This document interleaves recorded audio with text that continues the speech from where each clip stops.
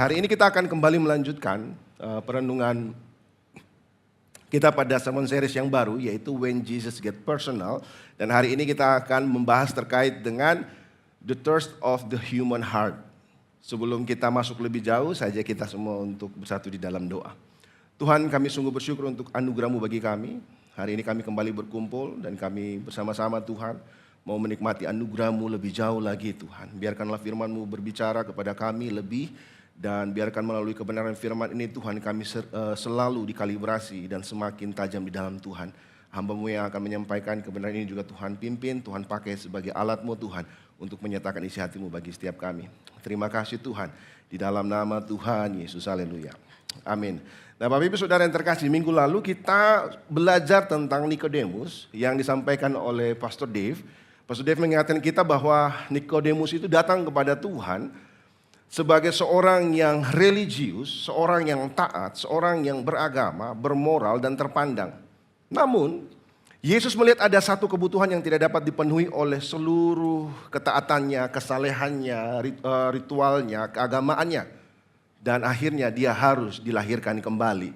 Nah hari ini kita akan melihat Yohanes membawa kita kepada tokoh yang sangat berbeda.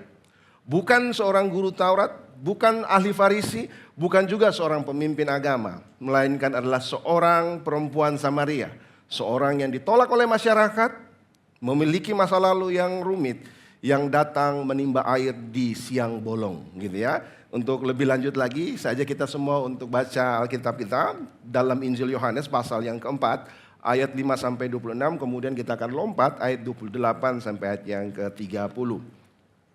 Saya baca ayat yang ganjil dan saudara akan baca ayat yang genap. Kita akan baca bergantian sampai ayat yang ke-30. Yohanes pasal 4 ayat yang ke-5. Maka sampailah ia ke sebuah kota di Samaria yang bernama Sikar, dekat tanah yang diberikan Yakub dahulu kepada anaknya Yusuf. Di situ terdapat sumur Yakub. Yesus sangat letih oleh perjalanan karena ia duduk di pinggir sumur itu. Hari kira-kira pukul 12. Maka datanglah seorang perempuan Samaria hendak menimba air. Kata Yesus kepadanya, berilah aku minum. Sebab murid-muridnya telah pergi ke kota membeli makanan. Maka kata perempuan Samaria itu kepadanya, masakan engkau seorang Yahudi minta minum kepadaku seorang Samaria?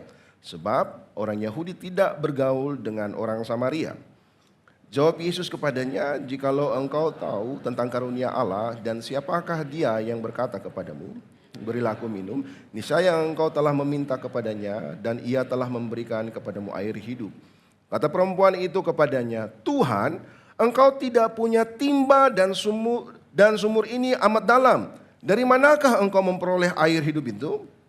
Adakah engkau lebih besar daripada bapa kami Yakub yang memberikan sumur ini kepada kami dan telah minum sendiri dari dalamnya, ia serta anak-anaknya dan ternaknya?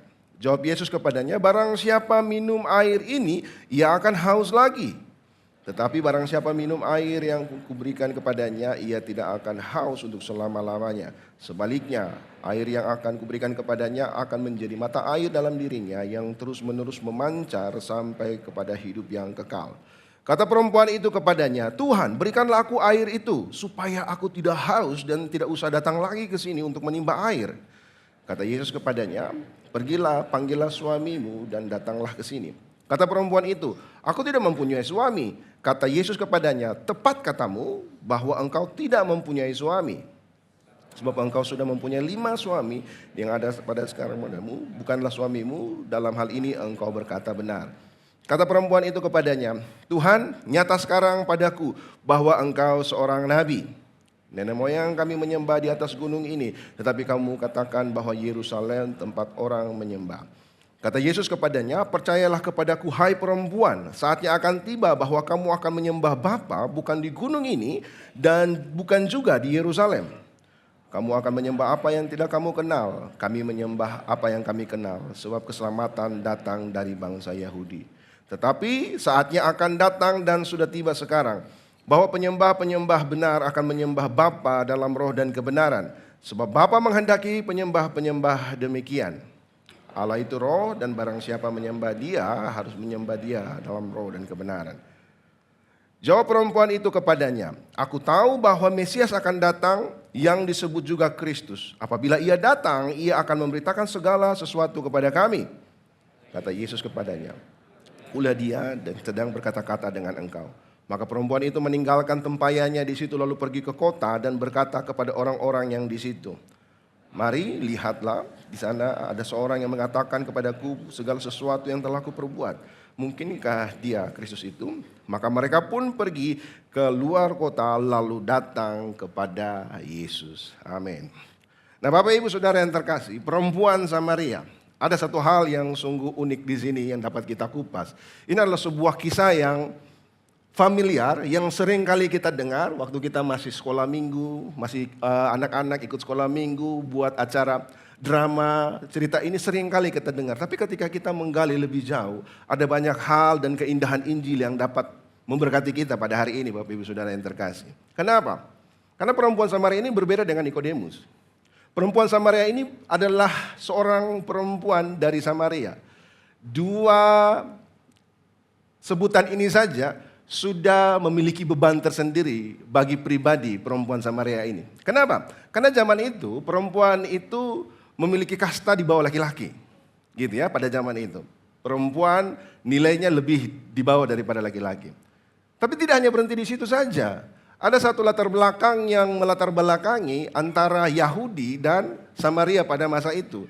Ketika kerajaan Israel terpecah menjadi dua, kerajaan utara dan kerajaan selatan, kerajaan utara akhirnya menjadi Samaria dan kerajaan Israel Samaria, kerajaan selatan menjadi kerajaan Yehuda pada saat itu. Sehingga akhirnya apa? Orang-orang Yahudi memandang orang-orang Samaria itu adalah sebagai orang-orang yang sesat. Sehingga secara agama mereka di kasta nomor 2 juga. Artinya perempuan ini dengan sebutan perempuan Samaria aja dia sudah memegang sebuah gelar, yaitu ya sebutan sebagai seorang perempuan dan juga seorang Samaria. Tapi tidak berhenti di situ. Tidak hanya secara agama dia memiliki masalah, tidak juga hanya sekedar dia secara gender dia di bawah daripada laki-laki, tapi ada satu persoalan lagi, yaitu apa? Dia memiliki latar belakang hidup yang tidak baik-baik saja. Dia adalah seorang perempuan yang dalam tanda kutip pada masa itu dianggap adalah perempuan yang tidak baik. Kenapa?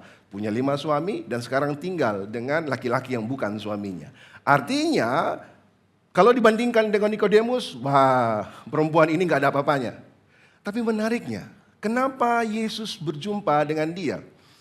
Ini mengisahkan antara perjalanan Yesus dari Yudea, dia mau pergi ke Galilea. Artinya dari selatan dia mau pergi ke utara. Biasanya orang-orang Yahudi karena ada latar belakang sejarah itu, mereka kalau seandainya dari Yudea mau ke Galilea, mereka akan nyebrang sungai Yordan ke area Parea.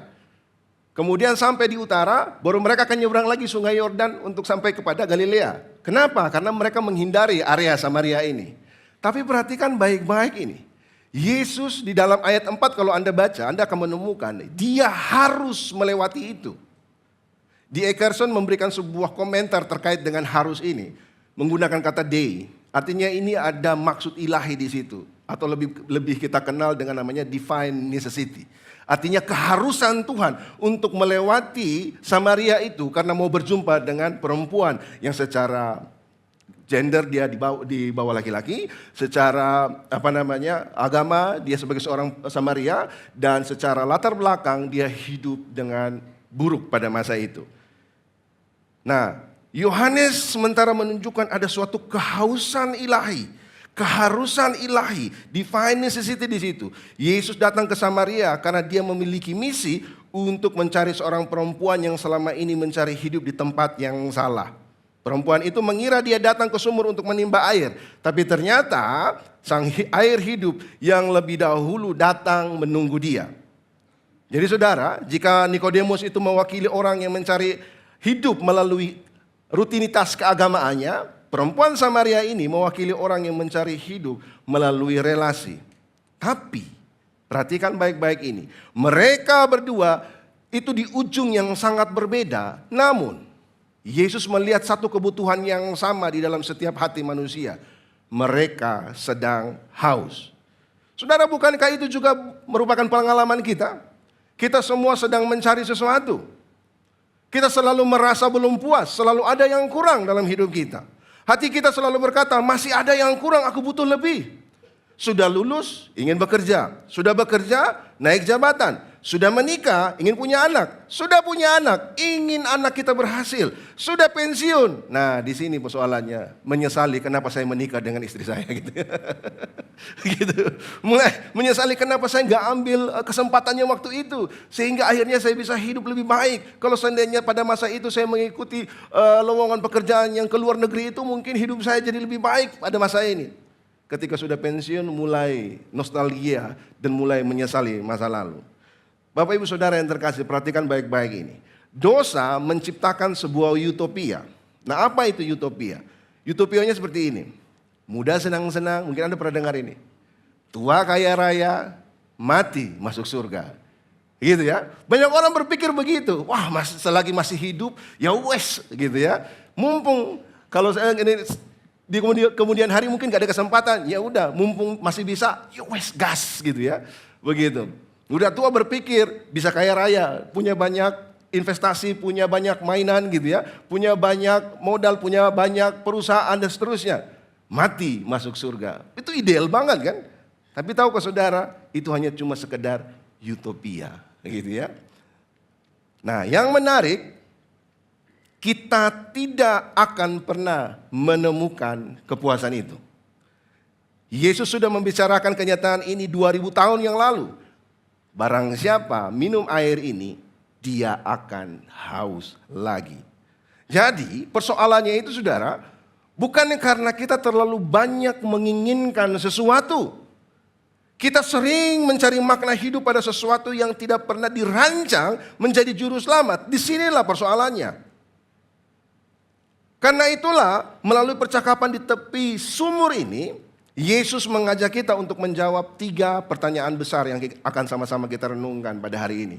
Yang pertama, mengapa hati manusia selalu haus? Haus itu bukan kesalahan. Yang kedua, kemana manusia mencari air? Yang ketiga, siapa yang sebenarnya kita butuhkan? Kita masuk pada poin yang pertama, mengapa hati manusia selalu haus? Nah saudara, di dalam Yohanes pasal 4 ayat 6, 7 dan 13, 14 bicara begini. Di situ terdapat sumur Yakub. Yesus sangat letih oleh perjalanan, karena itu ia duduk di pinggir sumur itu. Hari kira-kira pukul 12. Maka datanglah seorang perempuan Samaria hendak menimba air. Kata Yesus kepadanya, berilah aku minum. Jawab Yesus kepadanya, barang siapa minum air ini, ia akan haus lagi. Tetapi barang siapa minum air yang kuberikan kepadanya, ia tidak akan haus untuk selama-lamanya. Sebaliknya, air yang akan kuberikan kepadanya akan menjadi mata air di dalam dirinya yang terus-menerus memancar sampai kepada hidup yang kekal. Saudara perhatikan, ada yang aneh di sini. Yesus letih. Yesus berhenti di situ. Ada seorang perempuan Samaria yang datang di situ dan mau menimba air. Yesus bilang apa? Berilah aku minum. Tapi perhatikan baik-baik di ayat yang ke-13. Setelah Yesus minta minum, Yesus bilang kalau orang minum air ini lagi dia akan haus. Ada yang aneh enggak? Berikan aku minum dong. Tapi kalau kamu minum ini nanti kamu haus lagi gitu loh. Ada sesuatu yang aneh di sini, sesuatu yang terjadi di sini. Mari kita lihat baik-baik apa maksud Yesus dengan hal tersebut. Yesus memulai dengan sebuah permintaan, berilah aku minum. Ini artinya apa? Dia sementara memakai kebutuhan fisik untuk menjelaskan kebutuhan yang terdalam di dalam hati manusia. Kita pause dulu di sini sebentar. By the way, Bapak Ibu Saudara, mari perhatikan ini. Di zaman itu, Yesus dikenal sebagai seorang guru, seorang rabi. Nah, para rabi itu ketat melarang seorang rabi untuk menyapa seorang wanita ini di depan umum. Seorang rabi bahkan tidak boleh bicara dengan istrinya atau anak perempuannya atau saudara perempuannya di depan umum. Pertanyaannya adalah, mengapa Yesus mau bicara dengan perempuan ini di siang hari bolong? Di tempat umum, karena tempat sumur ini adalah tempat di mana orang-orang akan datang ke situ untuk mengambil air. Baik untuk ternak mereka maupun untuk kebutuhan mereka sehari-hari. Dan Yesus hadir di situ. Padahal rabi melarang banget tuh. Kalau seandainya ada rabi yang melakukan conversation dengan seorang perempuan di tempat umum. Mengapa? Disinilah divine necessity itu menjadi lebih terang lagi. Yesus sengaja ke situ.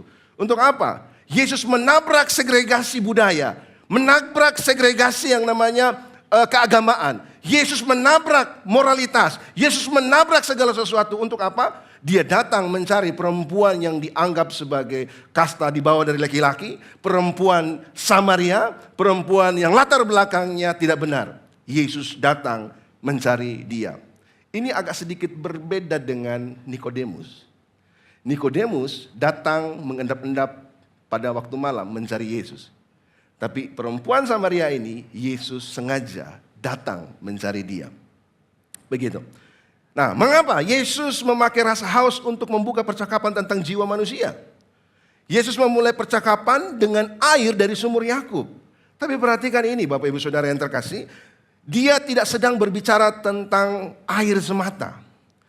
Dia memakai kebutuhan fisik manusia yang dirasakan oleh perempuan Samaria ini untuk menyingkapkan kebutuhan terdalam dari hati dia. Semua orang tahu rasa haus. Dan kita tahu bahwa haus itu obatnya cuma air untuk diminum. Gak mungkin kita haus kemudian kita makan kan. Kita akan tambah dahaga gitu. Gak mungkin kita haus kemudian kita tidur. Gak bisa tidur karena kita kehausan. Haus hanya bisa diselesaikan dengan pemuas dahaga yaitu air. Begitu. Dan itu semua orang tahu bagaimana rasanya haus itu.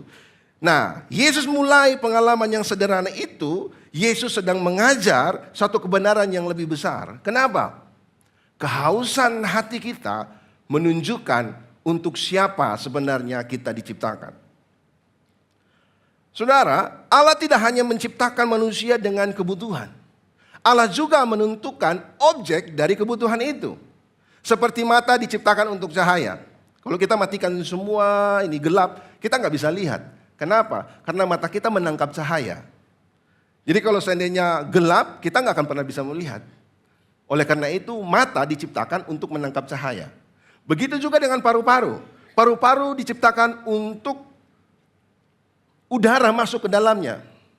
Udara yang bersih ya, bukan asap atau kotoran ya, gitu ya. Kalau seandainya udaranya itu kotor, ya akan rusak paru-parunya gitu ya. Jadi udaranya oksigen, bukan bercampur dengan nikotin dan lain-lain.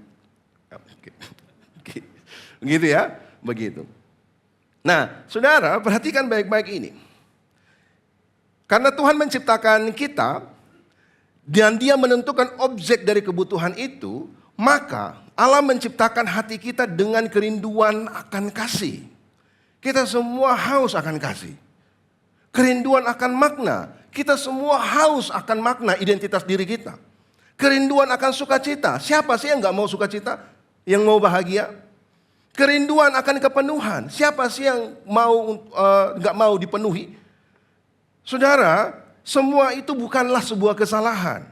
Semua kerinduan itu menunjukkan bahwa hati manusia memang diciptakan untuk sesuatu yang lebih besar daripada dunia ini. Yaitu apa? Hati manusia diciptakan untuk Allah. Itulah sebabnya tidak ada satupun ciptaan yang sanggup menjadi tujuan akhir dari kerinduan atau kehausan dari hati kita. Hati kita tidak akan pernah tenang sampai kita menemukan ketenangan di dalam Allah.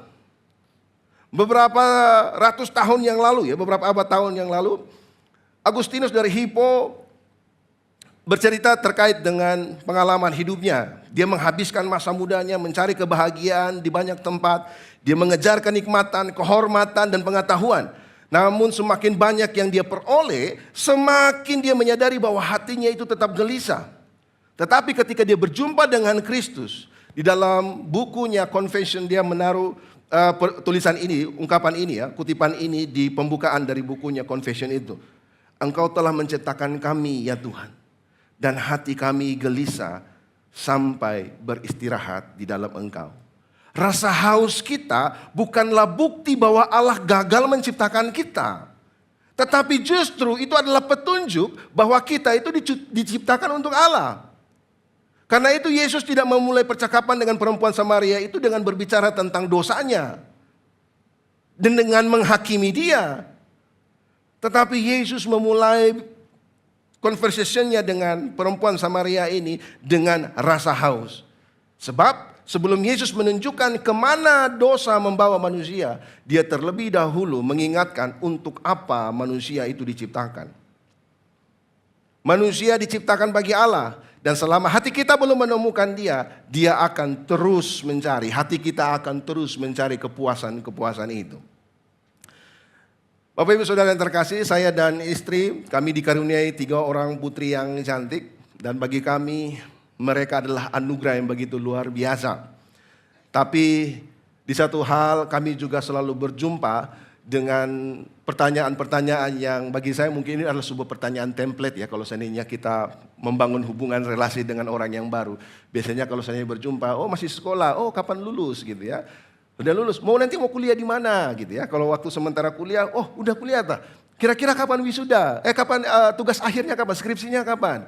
Gitu. Setelah dia masuk dalam tugas, kapan wisuda? Begitu ya. Setelah dia wisuda, oh kapan mau kerja di mana? Sudah kerja belum? Begitu. Kalau dia sudah kerja, udah punya pacar belum? Gitu ya. Kalau dia udah punya pacar, kapan nikah? Gitu ya. Kalau dia sudah punya menikah, dia sudah menikah, kapan punya anak? Begitu. Kalau dia sudah punya anak, anaknya perempuan semua. Nah ini pertanyaan yang selalu saya tunggu-tunggu nih. Gitu ya. Nggak mau tambah satu lagi tak? Begitu. Maksudnya satu lagi ini apa? Laki-laki maksudnya. Kenapa nggak mau tambah lagi satu anak cowok lagi? Nah saudara, kalau kita pikirkan ada sesuatu yang menarik dari pertanyaan itu. Seolah-olah 3 anak kami itu belum cukup. Seolah-olah masih ada satu yang kurang. Seolah-olah kebahagiaan itu baru lengkap kalau seandainya kami memiliki anak laki-laki. Saya tidak sedang mengatakan bahwa memiliki keinginan untuk memiliki anak laki-laki itu salah ya. Enggak ya. Itu bisa menjadi kerinduan yang sangat wajar gitu ya. Tapi pertanyaan itu mengingatkan saya pada sesuatu yang lebih dalam tentang manusia. Hati selalu berkata, masih ada yang kurang. Kalau seandainya saya memiliki anak laki-laki, saya ya secara pribadi, punya anak laki-laki, wah saya bisa jadi kebanggaan nih, ngomong sama keluarga kesini, kesana, teman-teman semua, anak ini menjadi podium bagi saya gitu ya, untuk saya tunjukkan kemana-mana begitu. Dan anak ini akhirnya menjadi apa? Pemuas obsesi saya sebenarnya, begitu. Kalau saya mencapai segala sesuatu, kalau seandainya Tuhan menambahkan segala sesuatu itu, baru seolah-olah kita merasa lengkap. Saya menemukan ada emosi yang seperti itu di belakang pertanyaan itu ketika ditanyakan kepada saya. Saudara, bukankah itulah yang terjadi sejak manusia jatuh ke dalam dosa? Hati kita terus bergerak dari satu harapan kepada harapan lainnya. Kita terus mencari, kita terus mengejar, kita terus berharap. Tetapi Yesus berkata, barang siapa minum air ini, dia akan haus lagi. Saudara, ini bukan hukuman. Ini adalah undangan untuk kita berhenti mencari kepuasan di tempat yang tidak pernah dirancang untuk memuaskan jiwa kita. Karena sesungguhnya bukan kita yang sedang mencari sesuatu, tetapi ketika kita sedang mencari pribadi yang untuknya hati kita diciptakan, disitulah sebenarnya esensi daripada kita sebagai manusia. Ada satu contoh lagi. Mungkin Anda yang suka American football pasti tahu orang ini. Namanya Tom Brady. Dia itu pemenang 3 kali Super Bowls gitu ya. Nah dia adalah salah satu atlet Amerika football yang paling sukses dalam sejarah. Saat dia diwawancarai oleh CBC tahun 2005. Setelah memenangkan 3 gelar Super Bowl dan mencapai puncak karirnya. Dia berkata begini. Mengapa saya sudah memiliki 3 gelar Super Bowl, tetapi masih merasa ada sesuatu yang lebih? Saya berpikir, ya Tuhan pasti ada sesuatu yang lebih dari semuanya ini. Saudara, menariknya adalah Brady tidak sedang mengalami kegagalan ketika dia bicara mengenai hal ini. Dia sedang berada di puncak kesuksesan karirnya. Namun justru di puncak itulah dia menyadari bahwa keberhasilan dia tidak menghapus rasa haus dalam hatinya akan sesuatu.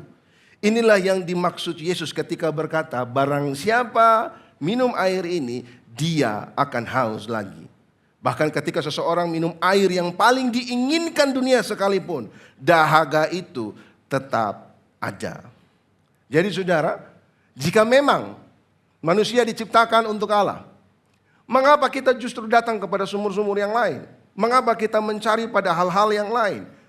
In case pada kasus saya, kepada anak laki-laki misalkan. Kasus Brady mungkin piala yang lebih lagi mungkin.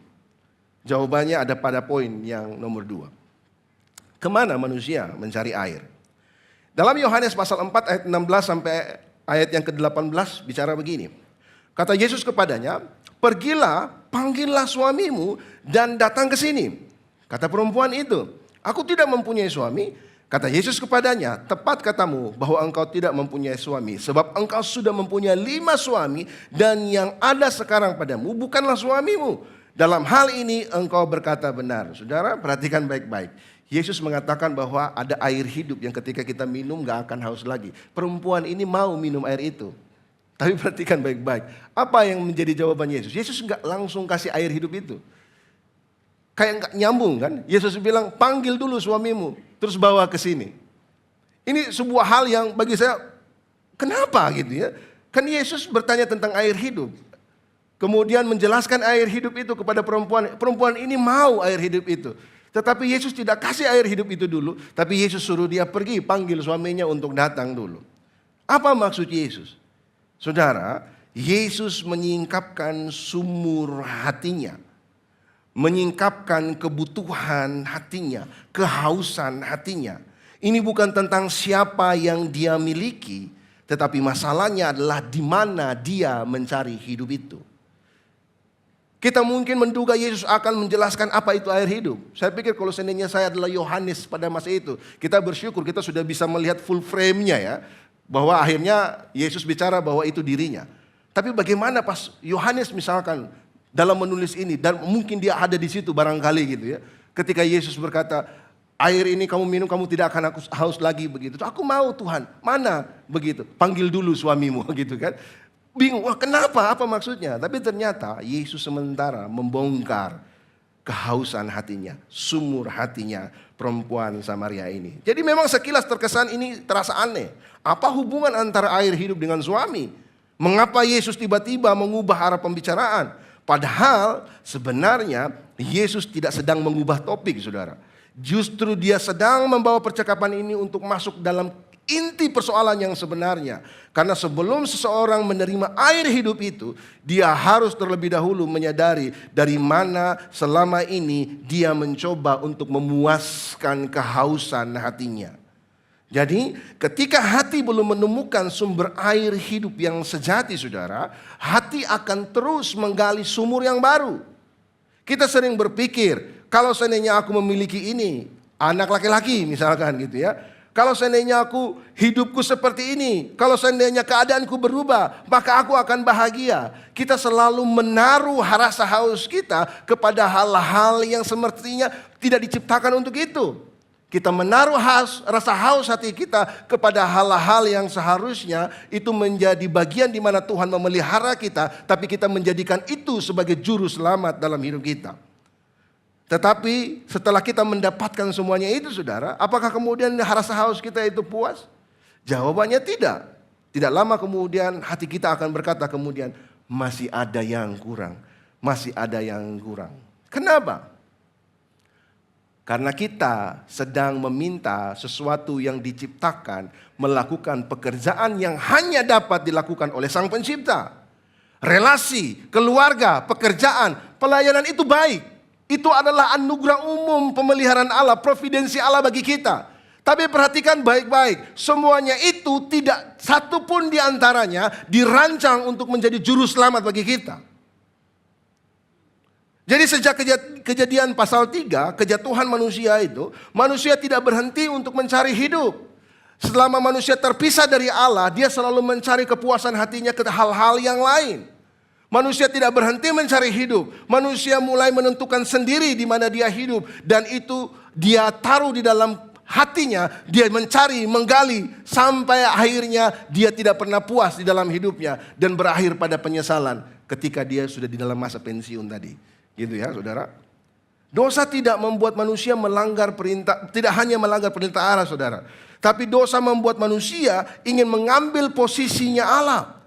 Manusia ingin menentukan dirinya sendiri, apa yang baik, apa yang benar, apa yang memberi hidup, dan apa yang menentukan kepuasan hatinya. Gambaran ini diberikan istilah sama seorang apologet Kristen yang cukup terkenal, Cornelius Van Til. Dia bilang ini adalah autonomous man, atau manusia yang otonomi. Apa maksudnya? Dia bilang begini, setelah kejatuhan manusia, Manusia ingin hidup secara otonom. Bukan berarti hidup tanpa Tuhan.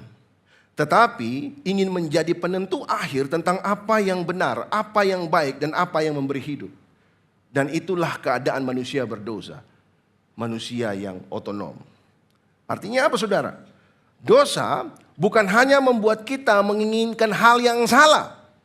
Tetapi dosa juga membuat kita ingin menjadi penentu akhir dari apa yang benar, yang baik, yang sanggup memberi hidup bagi kita. Bukan lagi Tuhan, tetapi diri kita sendiri. Bukankah kalau kita jujur, itu juga sering terjadi dalam hidup kita, saudara? Kita tidak selalu berkata, aku tidak membutuhkan Tuhan. Justru, seringkali kita berkata, Tuhan aku mau mendengarkan firman-Mu. Ada KKR di gereja A, kita ke gereja A. Ada KKR di gereja B, kita ke gereja B. Kita haus mencari siapa pembicara yang memberitakan firman yang menurut kita baik, kita ke sana, kita ke sini, kita ke sana gitu ya. Saya punya pengalaman, saudara. Ada seorang pendoa, karena dia cukup rutin di dalam pelayanannya.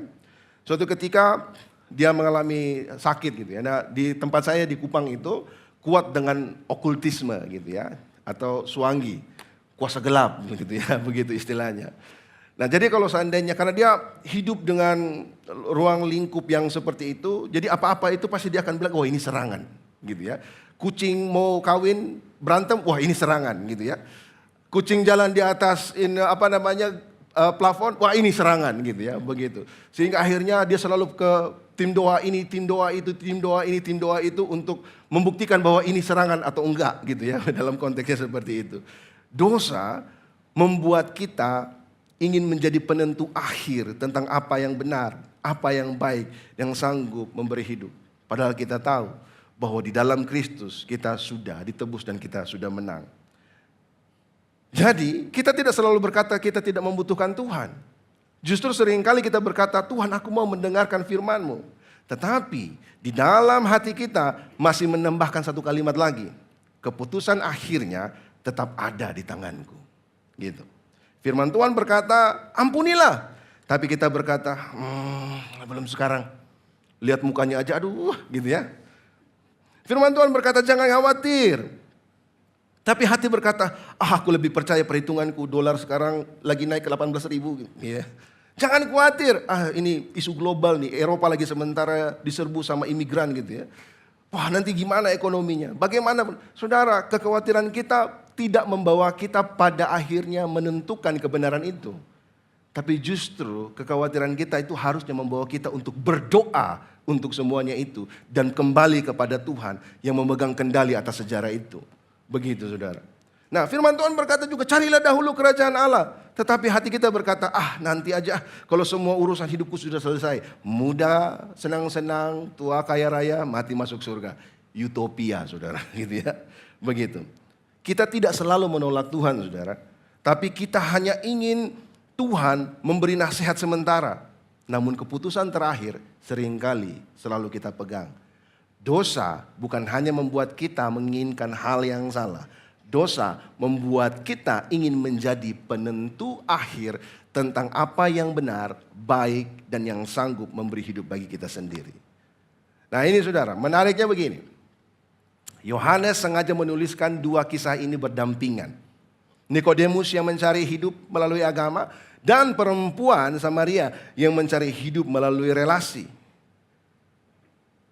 Saya rasa Yohanes sengaja meletakkan dua kisah ini berdampingan saudara. Karena kita semua cenderung melihat dosa hanya dari penampilannya. Ada dosa yang tampak rapi, tapi perhatikan baik-baik. Ada juga dosa yang berantakan. Siapa sih yang dapat melihat perempuan Samaria ini jauh lebih baik daripada Nikodemus? Enggak. Tapi pada saat yang sama, siapa sih yang dapat berkata Nikodemus ini lebih baik daripada perempuan ini? Enggak juga. Kenapa? Karena masalahnya sama. Akar dosanya sama. Mereka ingin menentukan sendiri jalan menuju hidup. Yesus melihat sampai ke hati. Dan di sana dia menemukan pergumulan yang sama itu. Saudara, bukan hanya perempuan Samaria, bukan hanya Nikodemus. Kita pun sering mencari kepuasan hati di berbagai tempat. Yang dimana itu merupakan anugerah umum Allah bagi kita dalam providensinya. Karir, keberhasilan, keluarga, reputasi, pelayanan. Kita pun memiliki sumber kepuasan sendiri yang kita miliki dalam hidup kita. Saudara, suatu ketika, by the way, ini saya sudah izin dulu kepada anak saya untuk menyampaikan ini kepada teman-teman, kepada jemaat sekalian ya. Suatu ketika anak saya datang kepada saya dan memberikan sebuah permintaan yang bagi saya ini adalah sebuah masalah hati sebenarnya gitu ya, permintaan. Nah, by the way, anak kami 3 perempuan dan kami tidak memberikan anting dari kecil gitu ya. Dan pada saat mereka sekolah, teman-temannya mereka lihat berbeda begitu. Kemudian salah satu anak saya datang kepada saya, "Pak, aku mau pasang anting, boleh nggak, Pak?" Begitu. Saudara, saya tidak langsung berkata, "Nggak boleh," nggak begitu. Saya justru bertanya kepada dia, "Kak, kenapa kamu mau pasang anting?" Lalu dia menjawab, "Ya supaya seperti teman-teman. Teman-teman semua pakai anting. Aku kok nggak pakai anting gitu loh. Dan katanya kalau pakai anting itu tambah cantik katanya. Karena perempuan harus pakai anting." Saudara, ini saya nggak ngomong sama dia ya, tapi saya sampaikan kepada teman-teman. Dia cantik karena dia perempuan. Lawannya perempuan apa? Laki-laki. Artinya lawannya cantik apa? Ganteng. Gitu ya. Jadi nggak ada yang lain. Kalau Anda bilang anakmu perempuan, dia pasti cantik. Kalau dia nggak cantik, ya dia ganteng. Karena lawannya perempuan laki-laki. Itu kan kata yang diberikan kepada gender kan, bentuknya feminim. Perempuan cantik, laki-laki ganteng. Lawan perempuan adalah laki-laki. Jadi kalau seandainya Anda bilang anak Anda, kalau kamu nggak pakai anting, kamu nggak cantik, berarti dia ganteng gitu ya. Gitu. Nggak, maksud saya begini. Kami dari kecil kami selalu membawa mereka untuk melihat diri mereka sebagai image of God. Imago Dei. Artinya Tuhan menciptakan mereka baik, sungguh amat baik. Nah, ketika dia bertemu dengan teman-temannya yang menggunakan anting, bukan berarti anting itu salah ya, bukan saudara, no hard feeling gitu ya, begitu. Nggak apa-apa, tapi saya kepada anak-anak kami ajarin begitu. Terus saya sampaikan kepada dia, "Kak, Papa tidak mengatakan bahwa anting itu salah. Tapi Papa ingin kamu tahu satu hal. Kamu itu cantik. Bukan karena kamu pakai anting. Kamu cantik karena Tuhan menciptakan kamu menurut gambar dan rupanya. Dan ketika Tuhan selesai menciptakan manusia, Tuhan mengatakan, sungguh amat baik." Jadi nilai dirimu itu tidak ditentukan oleh apa yang kamu pakai. Tetapi oleh siapa yang menciptakan kamu, Kak. Saudara, bukankah kita juga sering melakukan hal yang sama? Hanya saja mungkin bukan anting gitu ya. Mungkin pada karir kita. Mungkin pada keberhasilan kita. Mungkin kepada pasangan kita. Atau mungkin pada pelayanan kita. Atau mungkin pada reputasi kita. Kita berkata kalau seandainya aku memiliki ini, barulah aku merasa cukup. Tanpa sadar, hal-hal itu menjadi tempat kita mencari identitas. Mencari rasa aman. Mencari makna hidup. Rasa haus kita akan rasa aman, identitas dan makna hidup, kita justru menaruhnya kepada tempat yang sebenarnya tidak dirancangkan untuk menjadi juru selamat bagi kita. Itu hanya merupakan providensi Allah, anugerah umumnya bagi kita untuk kita bisa hidup, mengelola bumi ini dengan baik. Mengelola keluarga yang Tuhan ciptakan bagi kita. Mengelola keadaan di mana kita ditaruh dimanapun kita berada. Tuhan memberikan dukungan, karir, keberhasilan, keluarga, reputasi, pelayanan. Supaya apa? Supaya Yesus dapat dimuliakan di mana kita hidup. Tapi kita seringkali menggantungkannya itu bukan pada Yesusnya, tapi kepada sarana anugerah umumnya ini. Dan dosa membawa kita pada posisi menggantikan Allah Sang Juru Selamat yang menebus kita kepada ciptaan yang diberikan sebagai penopang hidup kita di tengah dunia ini. Saudara, dosa bukan membuat manusia berhenti menyembah. Dosa membuat manusia memindahkan penyembahannya dari Sang Pencipta kepada ciptaan. Semua itu tadi, karir, keberhasilan, keluarga, pelayanan, reputasi, semuanya itu adalah pemberian Tuhan. Tetapi ketika hati kita berkata, kalau aku kehilangan ini, hidupku tidak lagi menjadi bermakna, maka saat itulah anugerah umum itu berubah menjadi berhala bagi kita.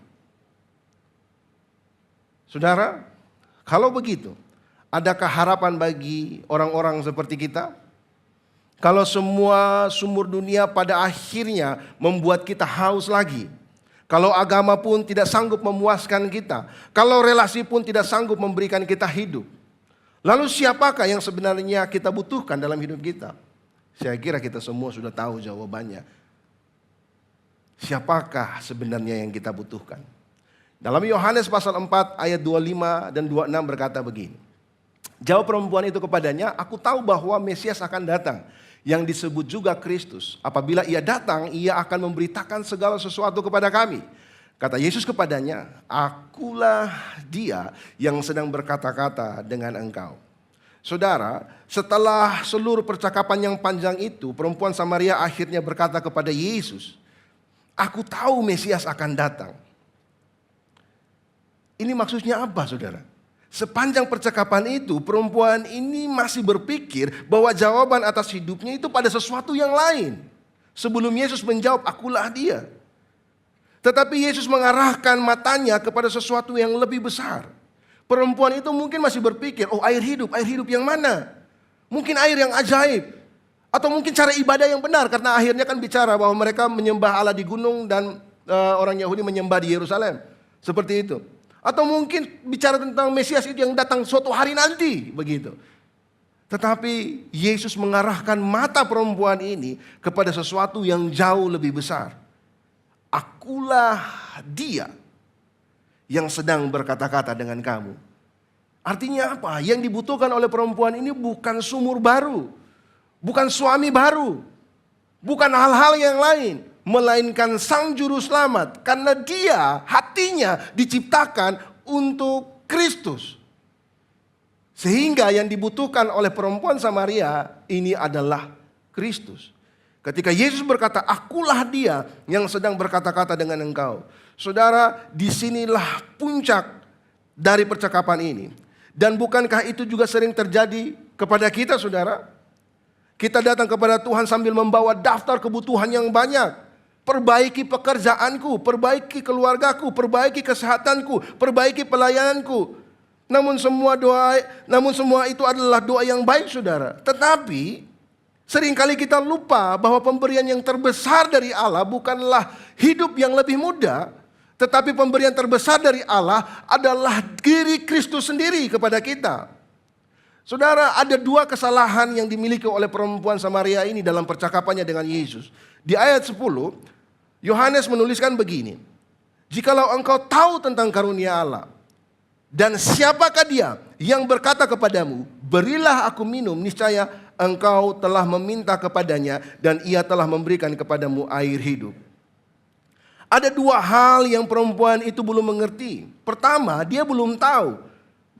Dia belum mengerti apa itu karunia Allah. Yang kedua, dia belum mengenal siapa yang sedang berbicara dengan dia. Dan yang sebenarnya kedua hal ini tidak dapat dipisahkan satu dengan yang lain. Karena karunia terbesar Allah adalah bukan sesuatu, tetapi karunia terbesar Allah adalah pribadi. Allah memberikan anaknya, Kristus datang untuk memberikan dirinya bagi kita. Itulah divine necessity yang dikerjakan oleh Kristus untuk menjumpai perempuan Samaria itu. Nah, inilah yang membedakan antara Injil dan agama, saudara. Agama berkata, berbuatlah baik sebaik-baiknya gitu, sehingga amal baikmu dapat menebus kesalahanmu, begitu ya. Berusahalah supaya kamu dapat layak. Tetapi Injil berkata, Allah turun mencari manusia. Kristus datang kepada orang yang tidak layak. Anda masih ingat siapa perempuan Samaria ini? Dia bukan hanya perempuan, dia seorang Samaria dan memiliki latar belakang yang buruk. Dia tidak ada apa-apanya dengan dibandingkan dengan Nikodemus. Tetapi perhatikan baik, di dalam Yohanes pasal 4 ini, Sang Allah menjadi manusia, mengaruniakan anaknya untuk datang ke dalam dunia ini untuk mencari perempuan yang hina ini, saudara. Inilah yang membedakan antara agama dan Injil. Bukan karena kita mampu melakukan sesuatu sehingga dapat mencuri hati Allah. Tetapi karena kita tidak bisa melakukan segala sesuatu dan Allah datang mencari kita untuk membawa kita kembali kepada Bapa. Saudara, lihat perempuan Samaria ini. Yesus tidak menunggu sampai hidupnya beres. Yesus tidak berkata, perbaiki dulu hidupmu, nanti aku kembali lagi. Tidak. Justru Yesus datang mencarinya ketika hidupnya masih berantakan. Karena memang begitulah Injil berkata, kasih karunia selalu datang lebih dulu. Timothy Keller memberikan komentar terkait dengan hal ini di dalam khotbahnya Changes Life. Dia bilang begini, Injil bukan hanya sekedar minimal doktrin kekristenan yang harus diyakini untuk masuk surga ketika nanti meninggal. Dia bilang begini, Injil itu mengubah hidupmu sekarang, dari atas ke bawah, dari dalam keluar. Dan dia bilang juga, Yesus adalah perwujudan dari Injil itu. Injil adalah pemberian Allah. Jadi ketika Yesus berhadapan dengan perempuan Samaria itu lupa akan dua hal. Karunia Allah dan juga Sang Mesias itu. Yesus hadir di hadapannya. Yesus adalah pemberian Allah kepada kita. Dan Yesus itu adalah perwujudan dari Injil itu sendiri. Saudara, kalau kisah ini berhenti pada terbongkarnya berhala hati perempuan Samaria saja, maka kisah ini hanyalah kisah tentang kegagalan manusia, saudara. Tetapi Injil selalu bergerak lebih jauh. Setelah menyingkapkan hatinya perempuan Samaria ini yang haus, Yesus menunjukkan bagaimana dia sendiri akan memuaskan dahaga itu. Dan caranya adalah sebuah ironi yang sangat begitu menyedihkan, saudara. Ironi yang hanya dapat dijelaskan oleh kasih karunia. Di awal cerita, Yesus berkata, berilah aku minum. Tetapi di akhir dari Injil Yohanes, di pasal 19 ayat yang ke-28, di atas kayu salib itu Yesus berkata, aku haus. Sekilas kita melihat seorang manusia yang kelelahan dan kehausan. Tapi ketika kita sampai pada akhir Injil Yohanes ini, saudara, kita kembali mendengar kalimat yang hampir sama. Bukan lagi di tepi sumur, tetapi di atas kayu salib. Dan dari salib Yesus berkata, aku haus. Saudara, mengapa Sang Mesias atau Sang air hidup ini menjadi haus? Jawabannya adalah ini, saudara. Sang air hidup menjadi haus supaya hati manusia yang haus dipuaskan selama-lamanya di dalam dia. Karena apa? Karena hati manusia itu diciptakan untuk Allah. Hati manusia yang diciptakan untuk Allah hanya dapat dipuaskan oleh pribadi Kristus sendiri. Dialah Sang Juru Selamat yang sejati, yang dimana hati kita diciptakan untuk itu, saudara. Karena di atas kayu salib Yesus masuk ke dalam kekeringan yang terdalam manusia akibat daripada dosa. Dia menanggung penghakiman yang seharusnya kita tanggung, saudara. Dia mengalami keterpisahan supaya kita diperdamaikan dengan Allah. Dia menjadi haus supaya kita menerima air hidup. Dia dikosongkan supaya kita dipenuhi. Dia ditolak supaya kita dibawa pulang kepada Bapa, saudara. Inilah keindahan Injil, bahwa bukan kita yang menemukan sumur yang benar, tetapi keindahan Injil adalah Sang air hidup itu yang datang menemukan kita, saudara. Saudara, perempuan Samaria mengira bahwa hari itu dia datang ke sumur untuk mencari air. Tetapi Injil menunjukkan sesuatu yang lebih dalam dari itu, saudara. Jauh sebelum perempuan itu mencari Allah, Allah sudah lebih dahulu datang mencari dia.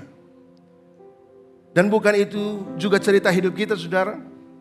Kalau hari ini kita dapat mengenal Kristus, itu bukan pertama-tama karena kita pandai mencari Dia, tetapi karena Dia terlebih dahulu yang mencari kita, saudara.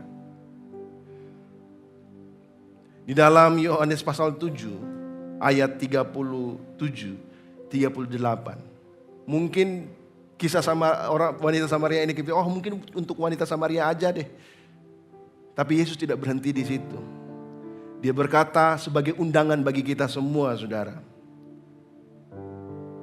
pada hari terakhir, yaitu pada puncak perayaan itu, Yesus berdiri dan berseru, barang siapa haus, baiklah dia datang kepadaku dan minum.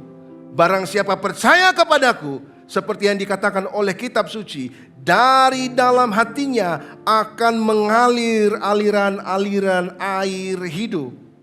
Itulah kenapa hanya Kristus yang sanggup memenuhi kehausan hati kita, saudara. Karena hati kita hanya diciptakan untuk Allah. Saudara, hari ini Yesus masih mengucapkan undangan yang sama bagi kita semua.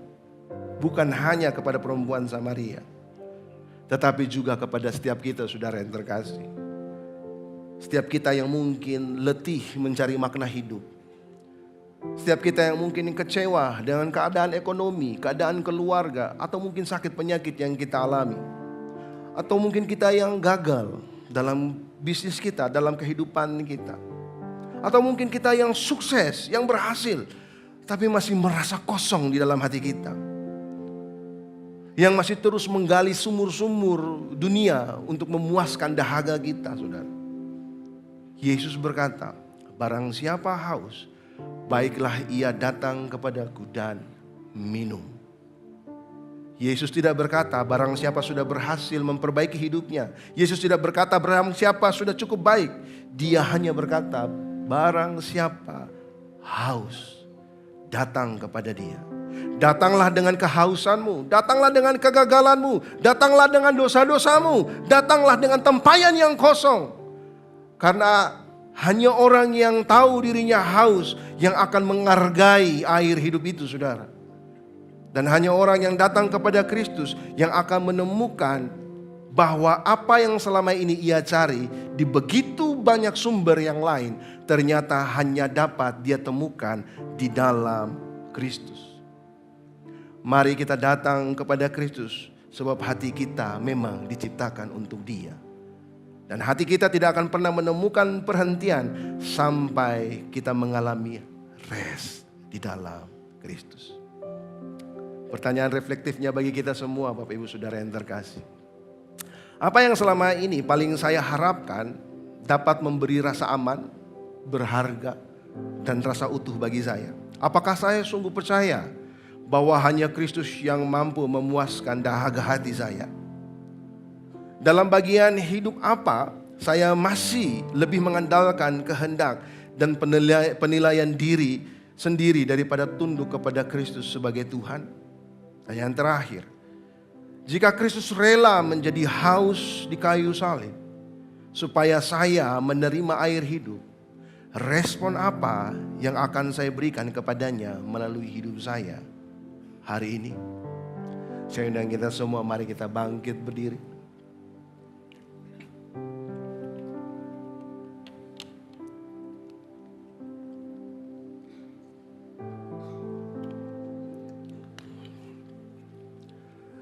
Mari sama-sama kita membacakan orang berinjil, implikasi Injilnya bagi kita semua. Mari sama-sama kita bacakan.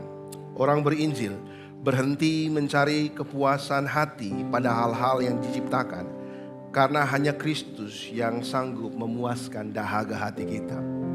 Orang berinjil tidak lagi menentukan sendiri jalan menuju hidup, tetapi tunduk kepada pemerintahan Kristus sebagai Tuhan. Dan orang berinjil menyadari bahwa air hidup yang kita terima tidak berhenti pada kita, tetapi mengalir melalui kita untuk orang yang membawa Kristus, orang lain kepada Kristus.